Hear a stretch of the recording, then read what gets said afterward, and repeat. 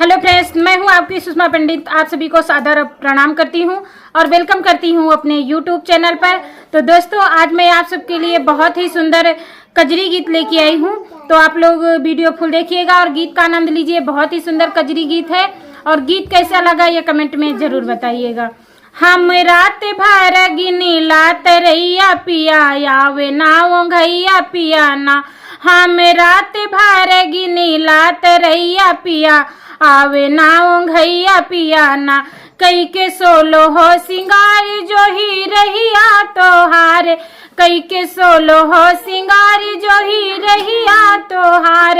जेवे बैठी तो आवेला रोवैया पिया आवे ना ओंघैया पिया ना। जेवे बैठी तो आवेला रोवैया पिया आवे ना ओंघैया पिया ना।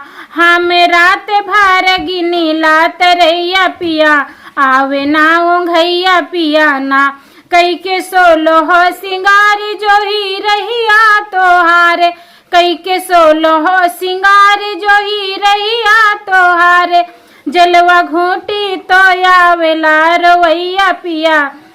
जलवा घूटी तो आवेला रोवैया पिया आवे ना ओंघैया पिया ना। जलवा घूटी तो आवेला रोवैया पिया आवे ना ओंघैया पिया ना। हम रात भर गिनी लात रैया पिया आवे ना ओंघैया पिया ना। कई के सोलह हो सिंगार जो ही रहिया तोहार। कई के सोलह हो सिंगार जो ही रहिया तोहार। कुची बिरवा तो आवेला रोवैया पिया आवे ना ओंघैया पिया ना।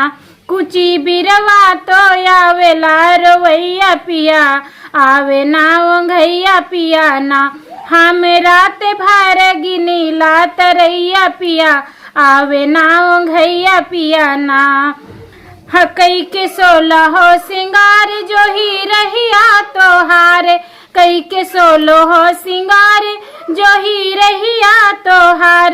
जैसे जिया तो आवेला रोवैया पिया आवे ना ओंघैया पिया ना।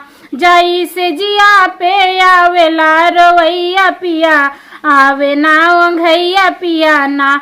हम रात भर गिनी लात रैया पिया आवे ना ओंघैया पिया ना। हम रात भर गिनी लात रैया पिया आवे ना ओंघैया पिया ना।